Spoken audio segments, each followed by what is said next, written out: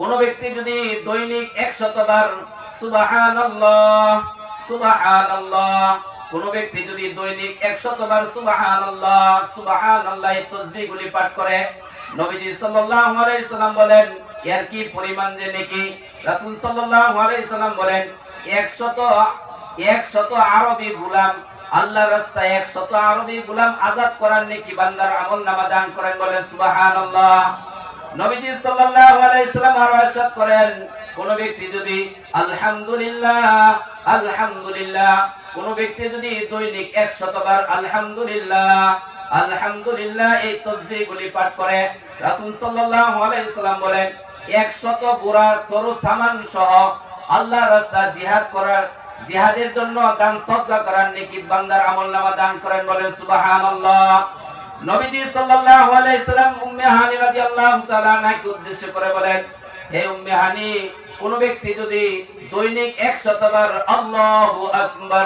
আল্লাহু আকবার এই তাসবিহগুলি পাঠ করে, দৈনিক কোন ব্যক্তি যদি 100 বার আল্লাহু আকবার পাঠ করে, প্রতিদিন যদি এই আমলগুলি সঠিকভাবে আদায় করে, নবীজি সাল্লাল্লাহু আলাইহি সাল্লাম বলেন 100 উট কুরবানি করার নেকি 100 উট কুরবানি করার নেকি বান্দার আমলনামা দান করেন। বলেন সুবহানাল্লাহ।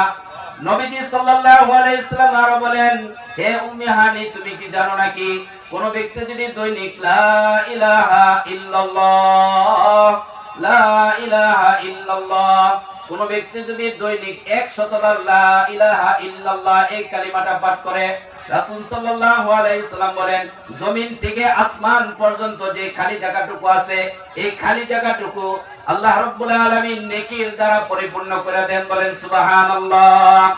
এইজন্য ইমাম বুখারী রাহমাতুল্লাহ আলাইহি তার সর্বশেষ বুখারী শরীফের সর্বশেষ হাদিসটা নিয়ে আসেন, কালিমাতানে হাবিবাতানে ইলার রহমান খাফিফাতানে বিল লিসান সাকিলাতানে ফিল মিজান সুবহানাল্লাহি ওয়া বিহামদিহি সুবহানাল্লাহিল আযীম। খারাপ লাগতেছে ভাই? একটু সামান্য কিছু মুজাকারা করতেছে। তো এই আমলগুলি পারে না এরকম কেউ আছে? এই তাসবিহগুলি পারে না এরকম কেউ নাই। এইজন্য সবাই এই তাসবিহগুলি আমরা সবাই পারি।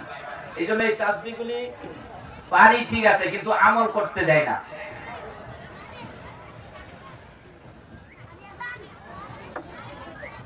কেউ আমল করে না প্রতিদিন, এমনি তো হয়তো অনেকে করে। যদি দাইমান ভাবে আখলিস দীনাকা ইয়াকফিকাল আমালুল কলিল, অল্প আমলে তোমার নাজাতের জন্য যথেষ্ট হয়ে যাবে যদি প্রতিদিন এই আমলগুলি করতে পারি। এইজন্য আমলগুলি করব তো ইনশাআল্লাহ।